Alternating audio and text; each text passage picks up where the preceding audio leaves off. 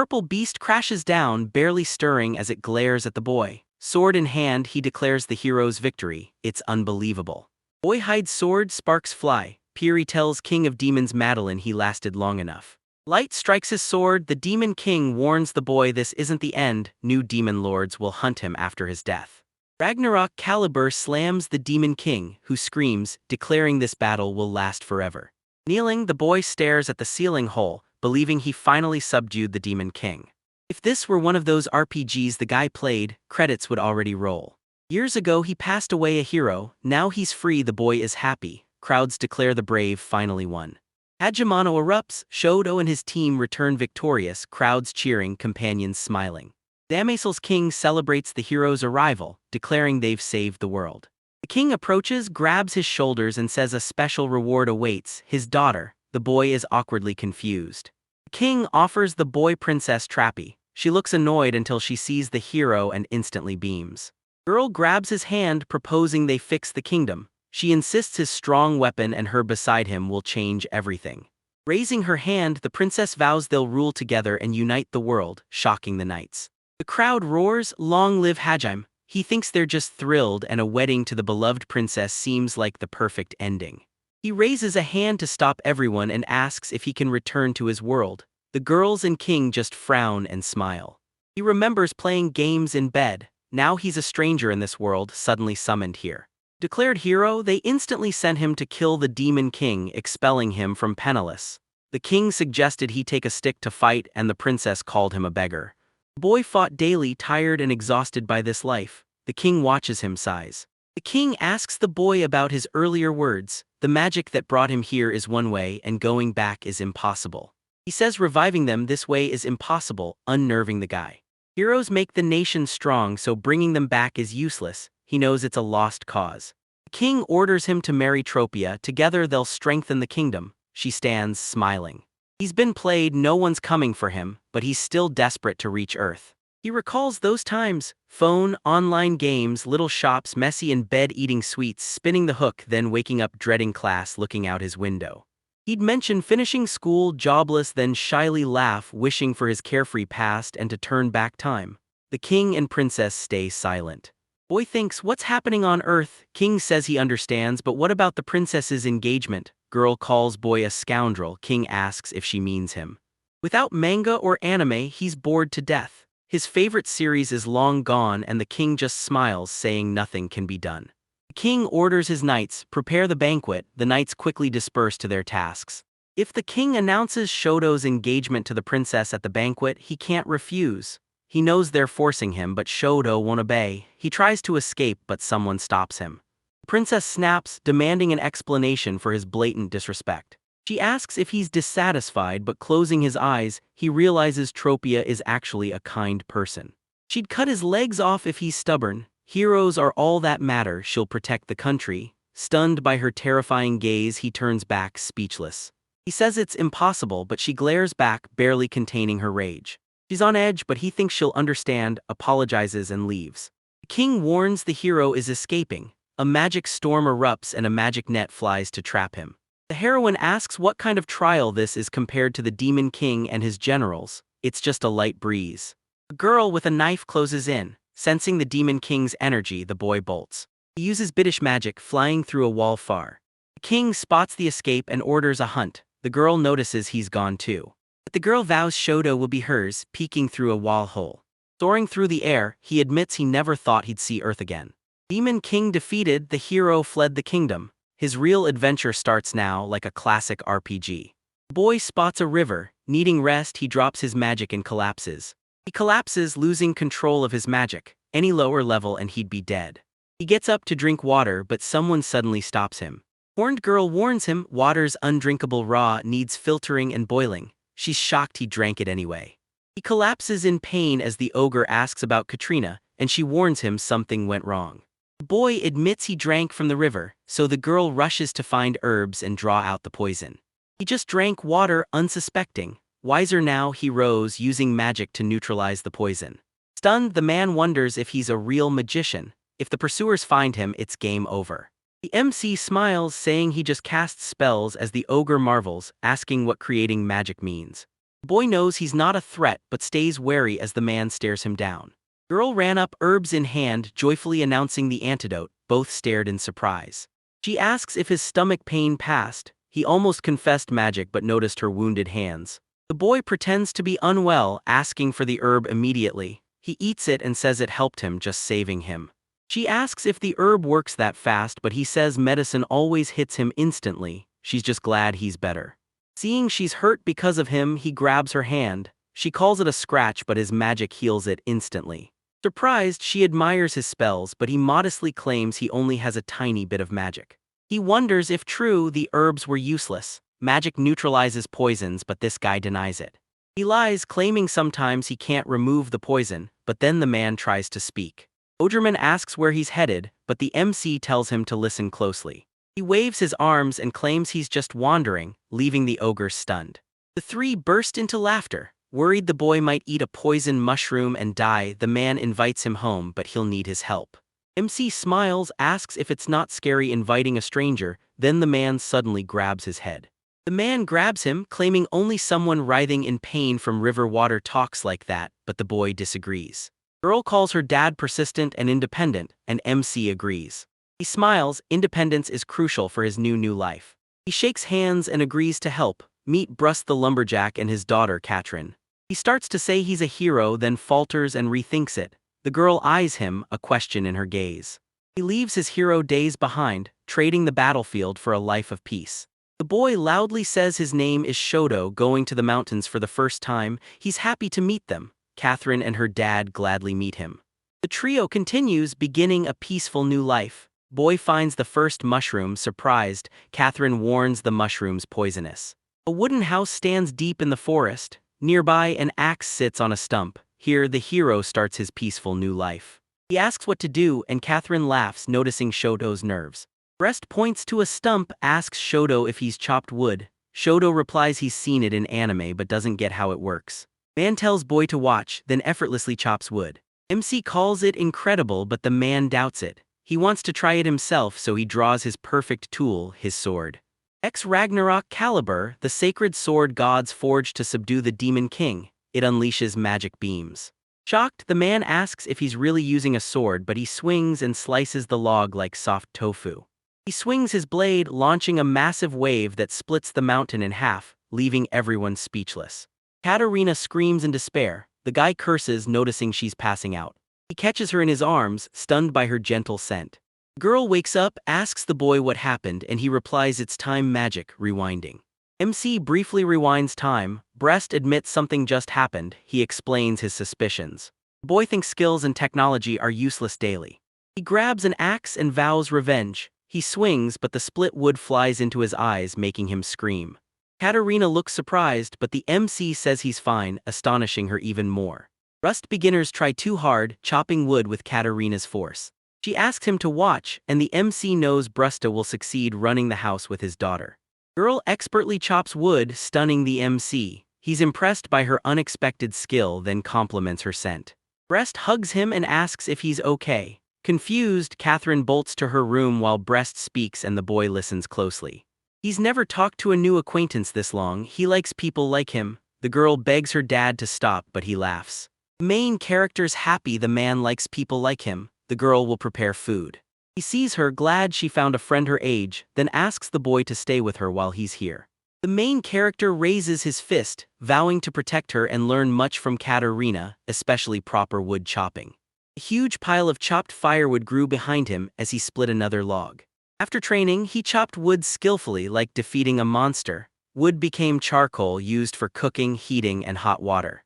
He smiles, finding it interesting. Though he refused hero status, he'll keep growing as a novice lumberjack. The man asks about the hero title, but the boy stays silent. Brest eyes the firewood, satisfied they have enough. He praises the kid and offers to show a secret use for the wood, leaving him stunned. He smiles, saying this calm, new life still surprises him. Boy smiles, log in hand, thinking, a real challenge. Darkness falls, 3 plates of food wait. He stares, confused by the boiled rice. The boy devours his food, surprised to find more than just meat in this remote place. The girl asks how he eats so skillfully. MC holds up his empty plate, asking for a refill. She agrees as Ruse notes he loved Katarina's spices. Light the fire fast, it's stew day. Without Shota, they'd feast on him for days, but now they'll devour everything at once. She asks if the boar's big enough. Fresh meat like this belongs in a stew. Catherine declares the broth fat, nothing wasted. Steam billows from the plate. He savors her delicious meat, it smells like a real animal. Boys dig in, certain the herbs give it that wild, delicious aroma. He asks for more. The man offers 7 portions, but he can't believe he'll eat it all. Shipper explains it's a real test of magic and abilities.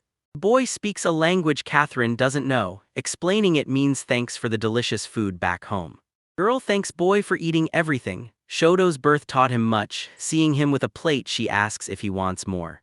He offers to wash dishes. She points to the water barrel outside.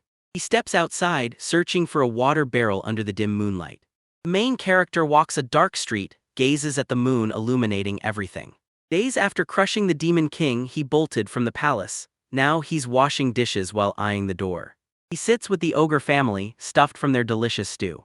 Shoto's life unfolds, but it began the moment he was born. The girl turns to Shoto, catching him off guard. She says the bath is ready and asks if he's coming, leaving him stunned. Boy joyfully runs, ready to go, but the girl reminds him they first need to heat the bath water. Shoto realizes dish water means bath water. He preps a wood fire, she's on board, and the mission to heat the bath starts now. He takes charge and the man sees he's serious. Laughing, he promises to make this impossible task look easy. Girl wishes him luck. Boy says he's leaving, grabbing his chopped firewood. He eyes the stove and forest, realizing why it's below. But the bathroom is wood, why hasn't it burned? He spots a metal container below, water boiling. A wooden brush lowers over the steaming liquid. Boy's amazed it's outdoors. The atmosphere is insane. He dumps the water, hoists the massive vessel, tosses in fuel, and triggers his start small skill. Something smiles as the fire catches. Perfect, the water's already heating up. A towel-clad girl enters the tub. The boy must watch the fire to prevent overheating. He brags about his hero skills but realizes he's just a boiler master. Shoto walks in and loves the heat. Girl enters bathroom, says she loves it, she loves bathing. Imagining it, pride swells. The girl calls the water wonderful, making him wonder if he has an unexpected knack for this. The boy heats water on the fire, insisting it's fine. The girl sees it's too hot, but he tells her to wait longer. He casts a cold spell. The girl complains she's too cold, but he sees her standing upright. He stares in awe, confirming his theory that girl ogres have incredible bodies. Girl screams, orders him to look away, and pokes his eyes. Boy clutches his eyes as the girl calls it ugly and walks away. He saw beauty and keeps it in his heart thanks to his memory. Suddenly her father appears, claiming he went last and should go first. The boy stares, shocked. Waking on hay in a house, he stares at a ceiling, then reaches for it. He pours a bowl of water, noting the nice weather and lack of monsters before washing his face. Finally, civilization. It's basically a vacation in a tent camp. Rust holds a yoke, noting Shoto's early start. Shoto greets him, spotting the bucket. Man yokes up, orders boy to fetch water daily. Until the barrel fills, you'll constantly run. He pondered, devising a plan. He thinks magical storage can take all the water at once. He stops thinking and asks Brust for another. Brust says Katrin has the other. Magic let him finish anything instantly, but he wants peace, relying only on his strength. Then he shoulders an even heavier burden. The boy calls the hero's skills useless. The man presses him, but the boy scoffs, he's just a Shoto water carrier now. They approach the pond. The main character wonders if it's the river they met at yesterday. The man draws water. The main character asks if it's poisonous or how to collect drinking water. The man, bucket full, replies he doesn't know.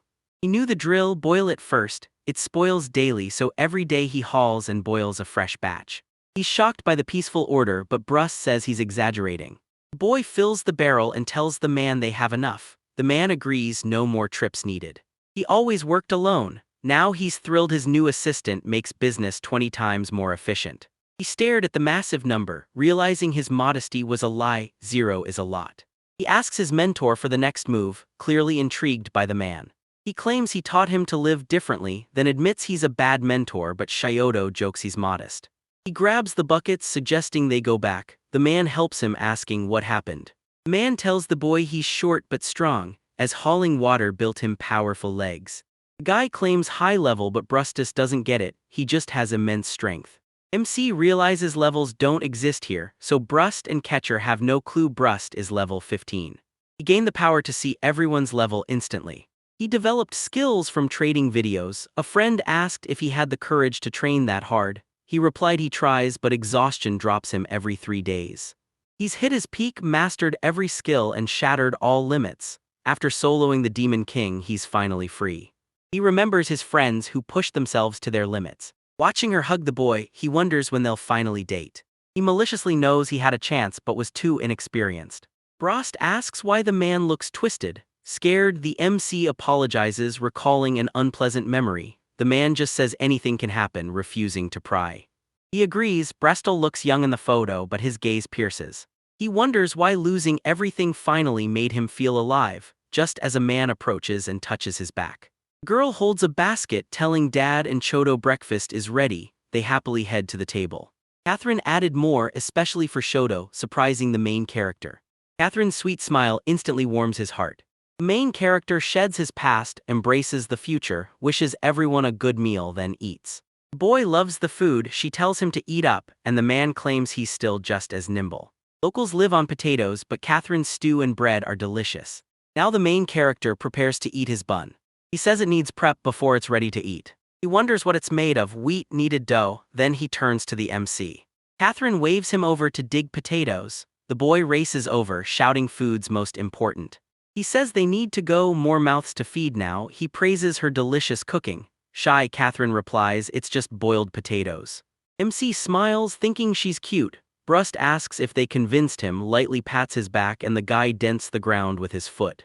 Brest was stunned by his power this morning. He says he just trained hard.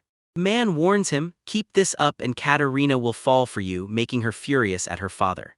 She strikes him, screaming her denial as the ground trembles. Is this the power of an ogre? Ogres are far stronger than humans, their sternum buffalo tough. Their insane endurance lets them survive anywhere. He questions why they live so far from everyone.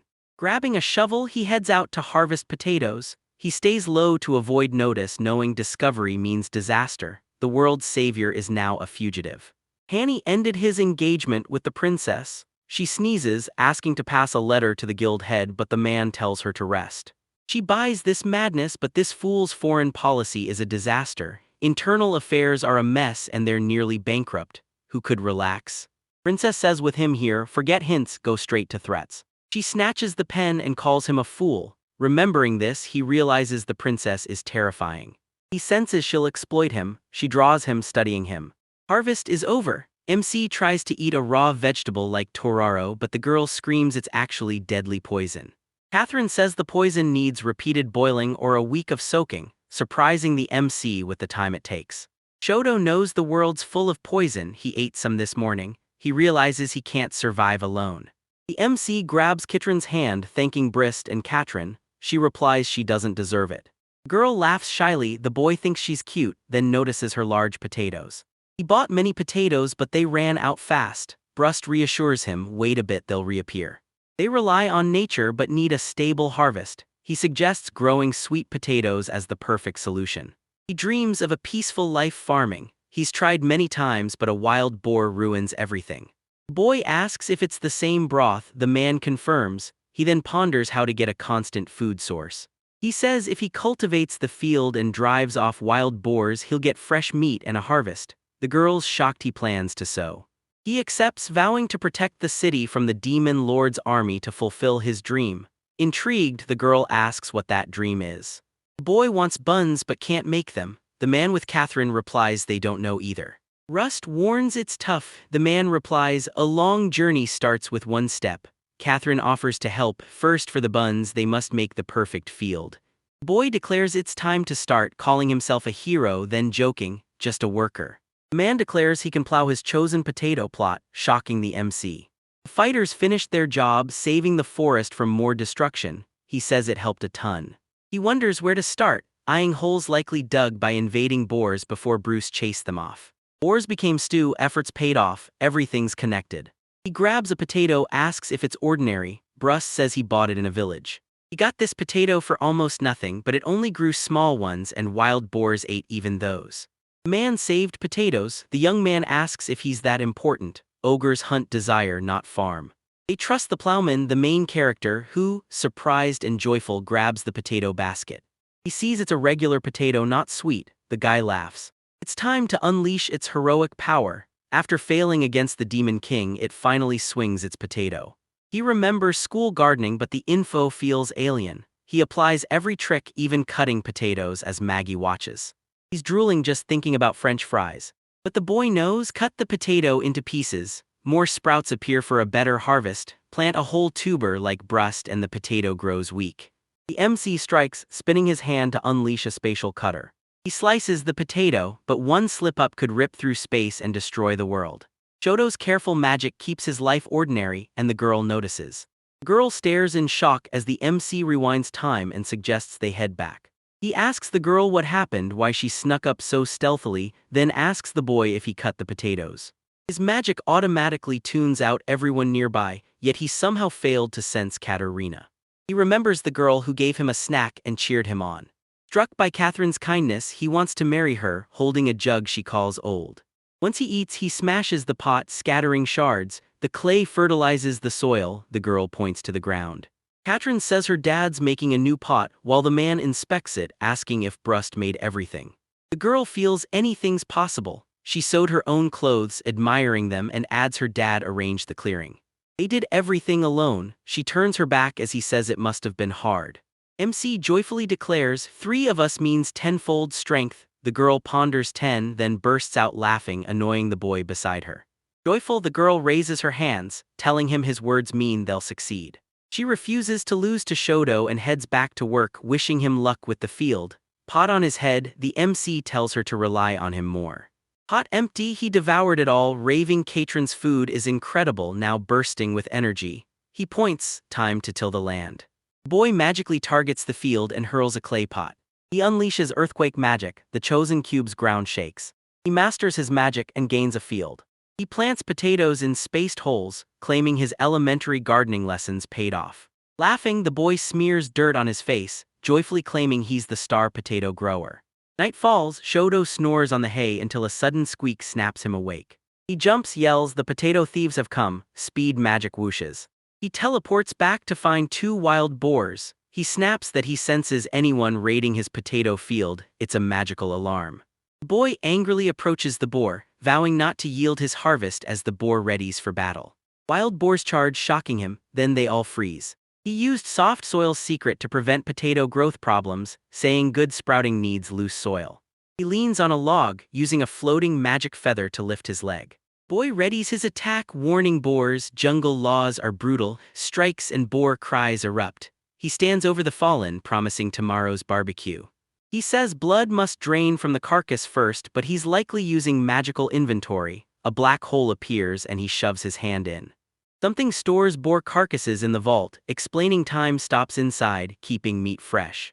The man returns home, planning a fence to stop thieves. Too dangerous for Brewsting Catherine, he'll handle it alone. Morning comes and the main character first brings water, then eats breakfast.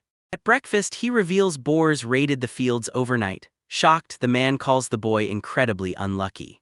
But the MC raises his hand, says not to worry, he's already decided everything. The man wonders how he decided everything since Bruce heard nothing that night. Shoto boasts he's no mere hunter but a true wild boar hunter. Bruce and Catherine just laugh. Shoto invents new nicknames daily. The man questions the boar's status, needing their meat processed fast. The trio leaves, the main character eager to show them something. Boy opens magical space, Borgarhis tumbles out. Shoto explains it's his self-invented storage magic inventory. Both are shocked that magic costs a fortune. Shocking, someone else has the same collection, and Brust wants a Saw One workshop with that name. The boy faced the Demon King with just a stick, dreaming of armory gear. He once begged for a copper knife and herbs. Now his gear is custom-made or a true legendary artifact. Man tells boy his magic is great. Boars are unharmed. Shoto realizes they enjoy it. She tells Shoto it's incredible, but the MC has one request. Boy asks Butcher to teach him to divide carcass. He calls the mentor breasts again, only then realizing his mistake. The man laughs, awkwardly agreeing. His daughter then calls him cute when shy, a first for the father. Rast offers to show how to rope hang a boar. The MC pleads. Shoto must master boar butchery, bleeding, belly cuts, and entrail removal. He plans animal husbandry, making these skills vital. He believes a wild game dish symbolizes peaceful life. Katerina sees her father glowing with happiness, all thanks to Shoto, who awkwardly laughs. Her dad worries about her. She tells Shoto, so they must be careful. She remembers the boy asking what happens when the potatoes run out, a fear they both shared. The man explains the boar's next steps and asks if he's focused. The MC confirms he's watching. Her father raged about the failed field and boars, but who'd think a man drinking river poison could lift everyone's spirits? He points to himself, shocked me, she confirms, thanking him. The man explains it needs to dry, then asks Shoto if he understands. Shoto confirms he gets it. She vows to keep helping him. Stunned, he listens to Brusta while she awkwardly prepares a personal confession. She tells him she and Dad are happy to have him. Shoto stands dead serious. He tries focusing but blanks on Brust's words and must replay his memory magic. Meat hangs on ropes as a man explains they gather here for the dry kitchen air. The main character listens. Best in the shade, but animals could eat the meat, so the girl wires it up. Main character slices the meat, wondering about its fat. Brust warns aging this meat is useless and tastes awful. He gets it, fatty meat holds moisture and rots fast. MC eyes the meat, considers cutting the fat, but no, even his strength won't cut it. Chest and back laugh. She asks for a piece and he hands it over, thinking she'll toss it. Instead, she drops it into her food, leaving him stunned since that's their lunch. Catherine smiles and says this is their lunch, everything's ready, dig in. He grabs the pork, hating it, the roasted fat like a flower. He tries it, shocked. He raises his trembling hand, shouts it's delicious, incredible, not lard at all. Rust and Catherine smile as Rust explains that melting it down creates fat for candles and medicine. The guy asks if it's actually possible. He can't believe one well gives so much, this is real life. 2 days later, Catherine confirms the meat is ready. He takes a bite and it's incredible, way better than any store-bought jerky. Man holds pig skin, claims dried tastes better than fresh. Boy surprised by the skin asks if it's tanned, wants to see it. Bruce refuses, girl says she's put the meat in. Surprised, the boy asks if these are for trade, but Brust tells him to pick out some work clothes. He's surprised by their care. Brust smiles, saying his first-class equipment isn't field convenient, and Catherine adds, quality clothes last. He realizes nice clothes are expensive since cotton rarely grows here. People usually have only 1 or 2 outfits, so in summer many just walk in underwear. Why? Unclear, but it's common here. He reflects, eyes Catherine, she smiles, noting his attentive gaze. He realizes why summer's called the time of love. Noticing the autumn chill, the man confirms everything is ready. He slings on a pack, claiming 3 boars worth of dried meat will trade for fabric. The main character zones out. Hero tells Brust 3 boars are here, isn't that enough? Brust ponders, the hero wonders why he suddenly went quiet. The girl insists they find Shota's clothes, but despite her reluctance, they must hunt for fabric. He wonders how it came to this. Everyone says half-humans like orcs are just the Demon King's pawns fighting humanity. Half-humans face oppression, but the MC soloed the Demon King's elite generals. Most became the Demon King's servants, smiling as they attacked comrades. How many fell? Half-humans are easy targets for lies, and we know exactly what's coming. The boy joins them, vowing no one will dare insult them. Brust asks how he'll pull it off. Someone gives a thumbs up, calling it a secret. The man laughs, thinking if it's him, things will work. The trio enters the forest, distant mountains loom. Girls lug heavy gear, boy strolls effortlessly. The dangerous road takes normals a full day, but the former hero walked with the Ogrives until they sat to eat. MC says he'll put their things in inventory. The man smiles, a new friend joined their family, a true celebration. They'll always be happy to see him, even if he visits rarely. Katerina suggests a celebration, promising to sew him clothes once they find fabric. The MC is stunned by their kindness. They reach the unexpectedly large village, home to 100 people. He planned to greet them, but seeing the villagers, he offered help. Brust points behind him, explaining they came for meat and skins. The man next to him grumbles, he smells like a peasant and has nothing to exchange. Catherine questions his strange talk, but he leans in and tells her to see for herself. The girl awkwardly hides behind Dad as the main character behind them places a hand on his shoulder. The MC punches him in the stomach, doubling him over. He gasps, Catherine smiles. Enraged, the guy punches his stomach, silencing him. The man screams at Shoto, you'll pay, but Shoto touches him, unleashing an endless nightmare. He'll suffer 3 days of nightmares, then eliminate Katerine's obstacles. The girl stares, nods, and they move out together. He smiles, thinking this is outrageous. Then someone screams, "Ogres here, why demon servants, this is for people." Crowd sneers, wondering who let this trash in and why they haven't been kicked out yet. The laughing man grabs a stone, throws it at Brasta, yelling, "Get lost," but a hand stops the stone. The stone smashes the man's face. The MC's return magic nailed him. He fumes, "How dare he, this is cruel." Another claims they're forced to throw stones, but when hit complains it's wrong. They need to finish up and return. They shout he's a worthless freak, a hero will destroy him. Shoto looks back, confused. Their words haunt him. The people who gave him a second chance now want a hero to kill him. He tried to keep it quiet, but things are escalating. The crowd feels the heat, spots the roof on fire, and fears the Demon King is back. MC unleashes fire magic. Heat flares, flames ignite the sky, stunning everyone, even Brust and Kaishin. He demands they reflect, snarling, "Think about it in hell," as everyone flees in terror. The boy laughs, declaring while they bicker, "Everything must burn." The girl hugs him from behind, pleading, "Stop. It's too much," he agrees, calling her Juliana. The girl looks up, asking him, "Did you cause this?" Meant to be ordinary, he snapped, unleashing a 100-meter fireball that swept the city like a labyrinth. Then, with a flick, he extinguished it. The peasants seemed to return to the past. The Demon King's army attacked, nearly dooming them. Brust asks what it was. The boy explains it was ordinary magic. MC calls the locals trash and wonders how to fix them, but Brust reveals they served the Demon King. Here they exchange for everything, it's their only hope. The man grumbles he understood. The boy claims the demon army was massive, but a witness calls him a liar. They aren't monsters, why fight for demons? They hide from the truth. But the MC never changes. He believes only he is right and pure, caring solely for money and power, finding others incomprehensible. The main character believes he'll eventually have to raise them. The boy said for a small village, the market is large. The giant calls this a trade hub, and the girl confirms caravans gather here before moving out. Whispers spread that ogres had appeared. The boy rolled his sleeves, but the man stopped him, telling the old woman they were there to trade fur and meat. The ogres brought fabric, asking how many items they could produce. She offered to pay for all 3, but he snapped it wasn't enough. Last time she paid that same price for just 1. The old woman snaps at him to be quiet since she's their only trader. If they don't like it, they can leave. Beliad questioned trading 3 fabrics for 3 boars, but she explained they only make 1 shirt.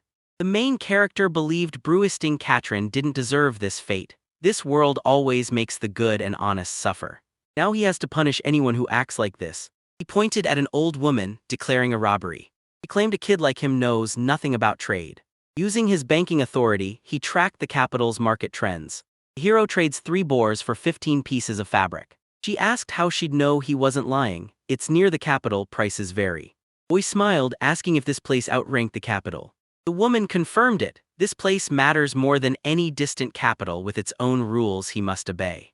Girl faced him, he said he understood. The village matters more than the capital. The boy revealed the capital's market head overheard their talk via remote magic. She's stunned he did that right in the capital's main market. He says the economy was a mess, especially in that backwater.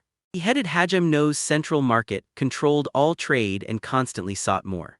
The old woman recognized him, and as the others caught on, they gasped in disbelief. Boy approached the man, realizing the hero used a call center. Insat warns he angered the king over the princess, so he must flee and hide. Shoto says it's a long story. Ask for help, he'll tell the king, but for Katarina and Brust he'll risk it.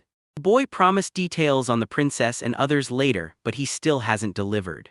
Insat is a traitor who treats every promise like a binding contract. The MC demands an update on the fabric purchase. He asked for the price in boar meat and fur. He spotted 3 wild boars. The meat cooks fast, so he splits the process into 2 stages. You can buy 39 fabric pieces at this price. Brest expected the high cost. The girl was happy she could now sew many clothes. The hero told the man they're offered 3 cuts for 3 boars, calling it daylight robbery. Bad logistics and zero info are wrecking border prices. Great differences fueled robberies, collapsing the economy. The man orders the protagonist to spread the word, promising silence about the call before His Majesty. Boy said the plan was perfect, sending coordinates now. Man replied he'd oversee it all. Woman begged him to stop or their village goes bankrupt. That told the hero he owed him for slaying Dalmat. Shocked, she asked about Dalmat again, but the boy was already leaving. Domia Tuckland elevated the market, and now every trader adores her. She asked Delma an evil spirit. Boy admits to sabotaging the nation's trade and serving the Demon King. Portrait held demonic energy, letting Dalma seize control of the entire country. He was told just rumors. Mocked as a fool and told humans don't belong in the demon army, he decided to prove them wrong. Catherine asked what the hero meant. He told her to ignore it, explaining 3 bores meant 39 cuts. He asked the elder and she agreed. Hero confirmed the exchange succeeded. The man intervened, making everything perfect.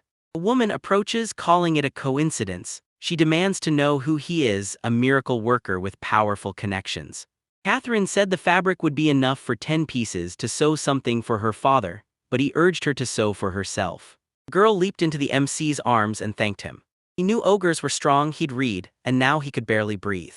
He thought he was dead, but the girl apologized. He laughed, reassured her, and told her to continue.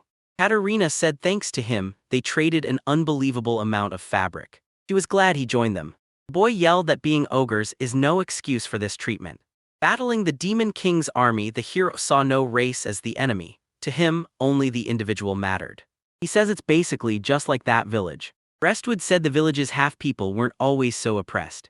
Inspecting the place required kingdom contact, it was tedious. Defeating the Demon King was hard before, but now it's even tougher. He remembered the man's words, he was rude, the man wouldn't forgive him. The demon laughed, ready to unleash the Demon King's power. He sought his true essence, Dalmat, the evil demon in Heimino's heart.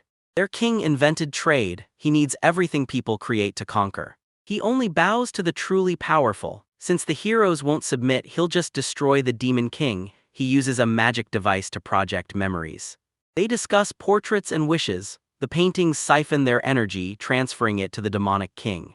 Old woman reveals Dalmat tricked them. She said they were wrong, half humans aren't bad, humans have traitors too. The woman couldn't grasp why she struggled with something so simple. Torching the portrait shattered the curse, and the old woman rushed to apologize to the ogre girl. This stingy old woman once excelled as a merchant, but people eventually called her too foolish. The boy crushed the demon with a final strike. He forgot he stated. Residents wondered how he's a hero. They bow, begging for forgiveness. He saw it as a problem, but given what could have happened to breasting Catherine, it's good the residents knew. He introduced himself as Shoto and swore the villagers to secrecy to hide his true identity. MC admits they still have much to learn. He shouted to the crowd that anyone can make mistakes. They fix mistakes, residents praised the hero. He spared the village, but people feared him more than the Dalmata. He cut a deal with residents, they'll stay silent too. He sat on a box inside. At this rate, Princess Trapio will find him, and he has no plan. He tried to leave, but she stopped him and begged for a moment. She said thanks to him, the village is back to normal. The old woman apologized for not thanking him properly, but the boy told her not to worry. His free time, breeding birds. Hero asked to take one from her, she allowed it but asked how he'd carry it. He replied it was no problem. The eggs surprised Ogriv, Brust hadn't seen any like them in ages and the girl asked where he got them. The boy admitted it was him, shared a story and received bread and eggs as a peace offering. Ava Luckbird resembles a ground rooster. The hero made peace, the villagers won't harm them again. The man asked serious. She thanked him, calling it wonderful. He suggested an egg dish to celebrate. Boy liked the idea but asked to leave a few. Catherine asked why. He said chicks would hatch. The hero wanted to raise Gila-Loke chicks for future eggs. He tries caring for someone for the first time. As a kid he raised fish but all died. He yearned to hatch this egg. He steadied himself, insisting he's fine since he's a hero with plenty of spells. The girl demanded answers. She mentioned his hero talk but he denied it. He's breeding livestock now and giving it his all. He always handled everything alone, even single-handedly defeating the Demon King to defend his friends. She turned, he said, rely on me. She asked if doing everything alone was hard. The hero forgot about them. He doubted he could sit on these eggs. He suggested one egg, then others, a method he'd learned and the man agreed. He thanked them, saying when he lacked strength, he'd know who to rely on. They were happy to help. His fabric gifts finally earned them the villagers' respect. Now he's a loyal ally. You can't live peacefully alone, it's better with friends. That's the point, omelet's ready, she said. The boy cheered and told everyone to dig in as they stared in shock at the massive feast. Hero saw many colors, thrilled when yellow appeared. With constant eggs, they'll never go hungry. They'll have chicks. The hero asked Katerina for an egg. She handed him a basket with only one egg. He demanded one more egg. She says everything's in the omelet. Only one egg left. The boy stressed if the chick didn't hatch. He felt everything depended on him, bearing immense responsibility. She apologized for accidentally blowing every scent. She aimed to make maximum omelets. The boy told her not to worry, promising everything would be fine. He insisted one egg is enough. Heroic breeder Shoto unleashes his strength. He asks for help, then calmly raises a chick. The hero figured how to plant the egg. Need right temperature, safe place a few days. No point in him staying home. Keep the egg warm and intact. She asked what happened. He's pondering how to sit on an egg without work distractions. Catherine called it difficult. She suggested magic, and an idea hit the main character. Readying his magic, he handed the girl the egg. Character unleashes cold magic and volcanic lava. He'll create a barrier stronger than stone and iron, then use gravity magic for better control. Everything finally clicks. Merging magic formed the sphere. He dubbed it heat-holding magic or magical seeds. Charms and magic work for him, but names are a problem. He can't even invent simple ones. The boy's using magic seeds now. Gravity's controlled, touch it, feel magical warmth.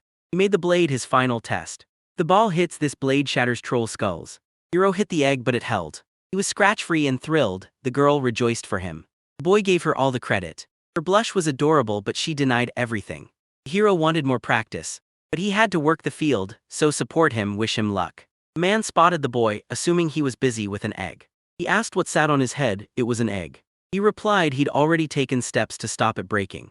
Russ says if he talks like that, there's no danger. His magic is for battle, but this spell, stronger than combat, was created for peace. The boy cut down many trees to expand the field. February Giant said now with improved peasant relations they get new seedlings. Hero joked they're one step closer to donuts, just need to grow wheat.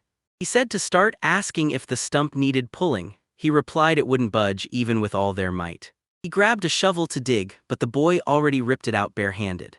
His raw strength makes this look easy. The man slaved with a shovel, but the hero saved him effortlessly. That's true strength. The boy claimed it was just training and now calls it a router. Those massive roots make clearing stumps impossible without a horse or ox. Russ begins pulling pegs. He handled it alone. Ogres are way stronger than other species. For him, it's all about the level.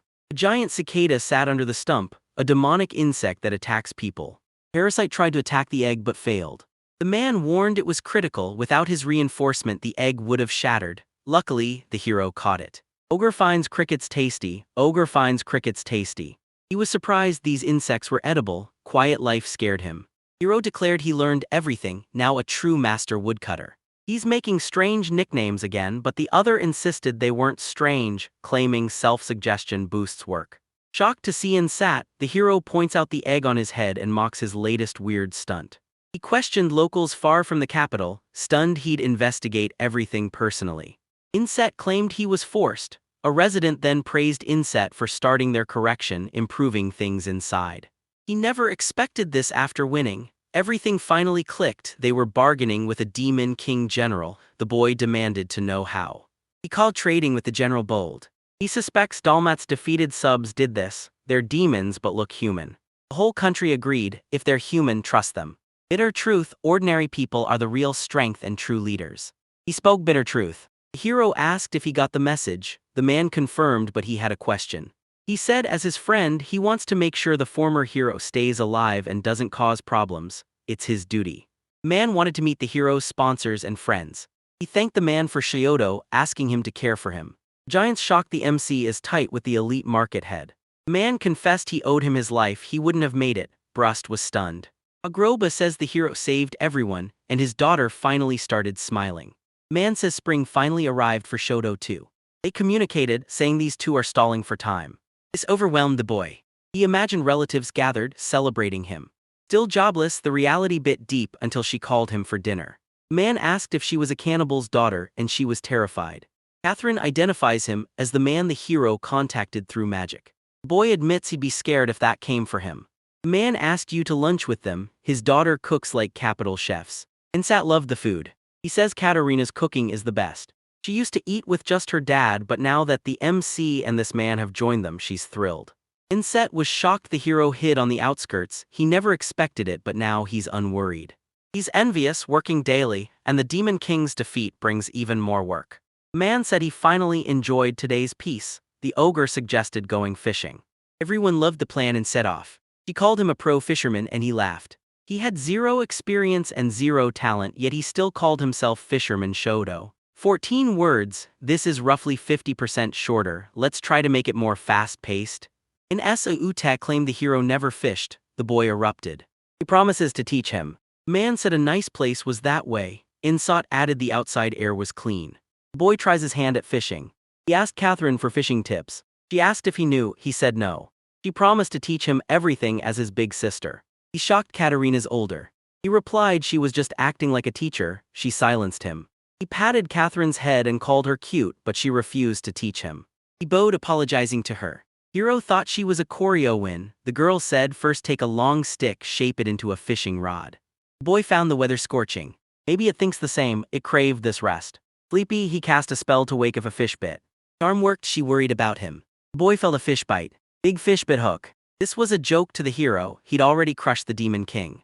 He promised to catch the fish. The girl warned him, pull too hard, something bad might happen. He spun and crashed into the wall. The ogre was stunned, a broken rope caused this, but the man vowed to give his all regardless of Shoto's attitude. Fish snagged him and Catherine checked if he was all right. The boy hadn't felt this foolish in ages. He assured her he was fine and stayed calm. He declared he'd catch all fish, then cast cold magic. The girl saw he acted strangely. She begged him to quit magic. He apologized, admitting he lost control. Catherine replied, good, you understand. She called him too fast, but it was his first time. The fish bit again, the girl calmed him. Another massive fish. She tells him to watch the pull while helping him steady the rod. He yanked the rod, the fish leaped ashore. He hoisted the massive object overhead. Shocked, the men prepped him for the fryer. Hero calls fire magic boring, but Brust insists speed is all that matters. Boy suggests telekinesis to collide. Fire's lit, time to cook fish.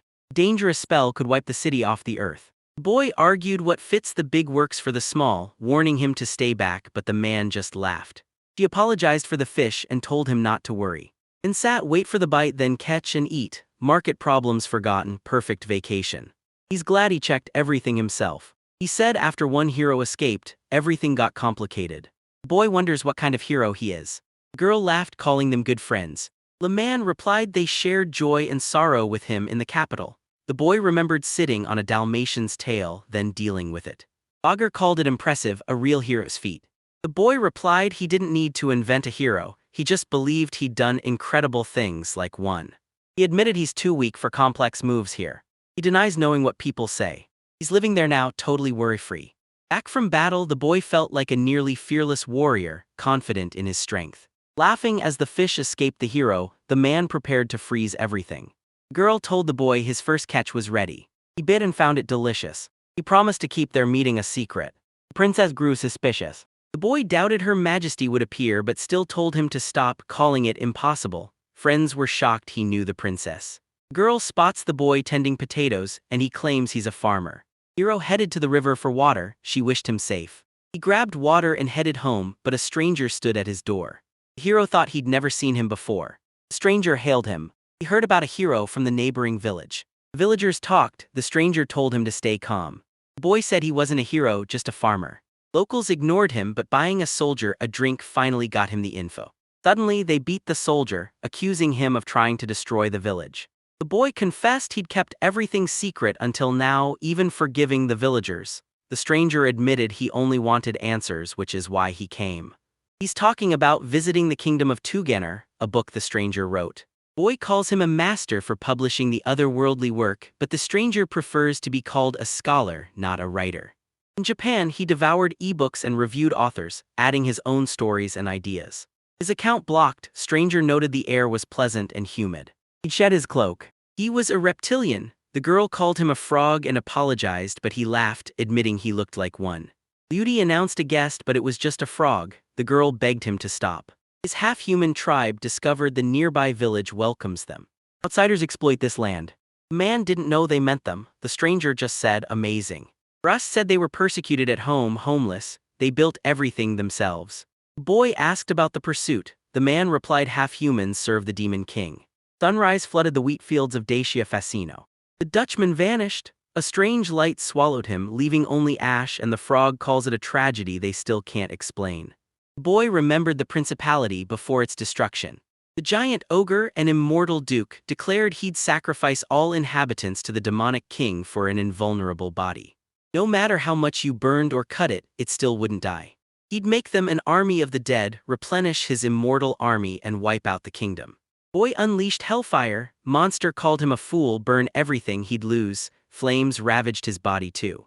Hero knew letting them turn everyone undead would complicate things, he burned it all, too radical. The man wished their small field would expand. Frog faced the hero. He demanded to see the field. Frog replied this field is a fortress of peace. Writing the book, he mastered the topic and got hooked. Boy replied if true show me, then asked him to follow.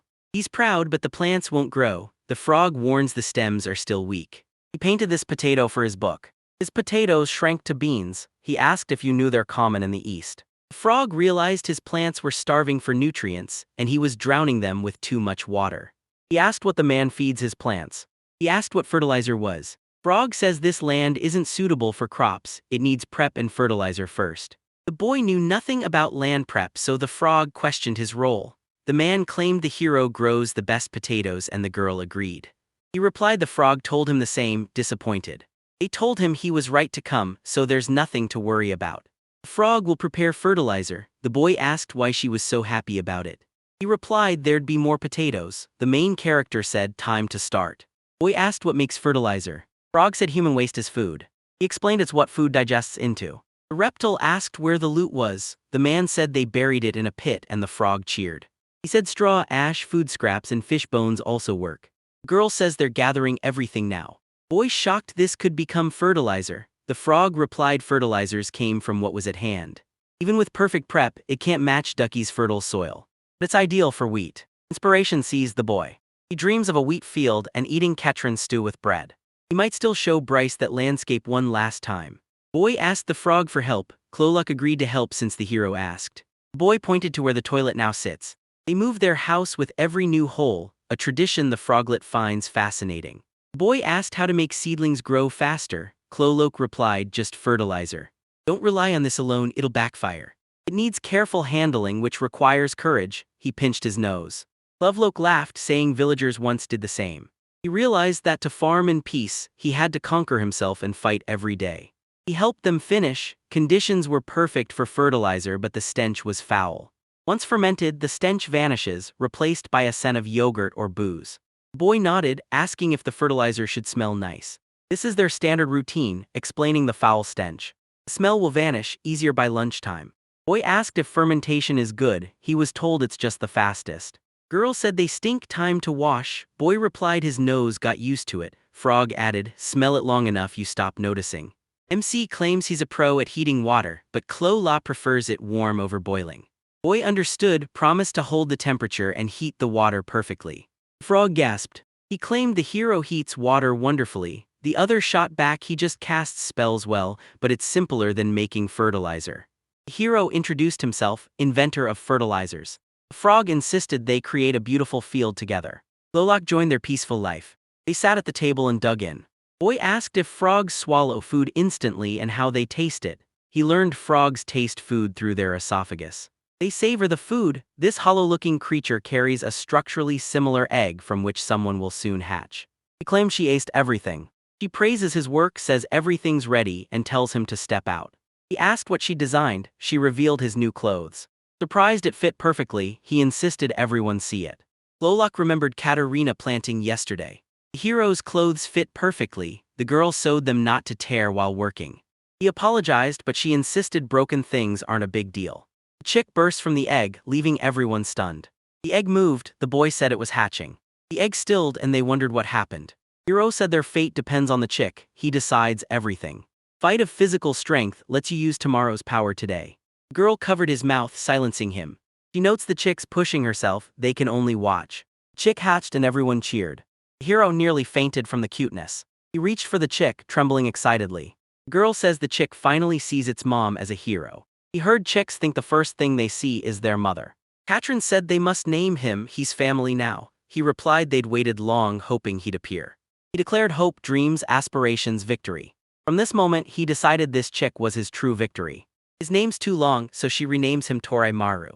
She said he can't name things or apologize. The hero stopped her, shocked he was so pathetic. Meet Tore Maru.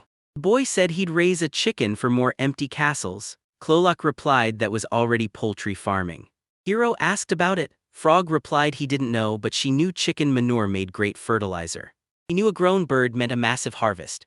Raising birds is risky because wild animals will hunt them down. The boy couldn't let the cute Torimaru be eaten, so he built it a house. The man asked if he was building a chicken coop. He said as a carpenter he often did it. The boy asked us to build a chicken coop. The man asked for trust, insisting he was right.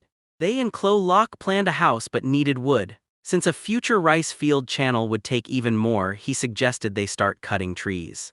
Man blocked his path. He insisted construction wood must be dry. They'll rot on the job, and forest trees take years to dry. They buy them from the village. The hero helped them sell skins and meat, but now firewood's much easier to get. They came to the village. The girl wanted the little frog to join them too. Bilok finds the long journey exhausting, so he's staying behind to tend the fields. He told them not to worry, he had everything under control. He told his dad to take his daughter to the market. His grandma shared her eggs with him. She greeted him. He asked her to see the hatched chick. The woman said he's nice and clarified he's a man.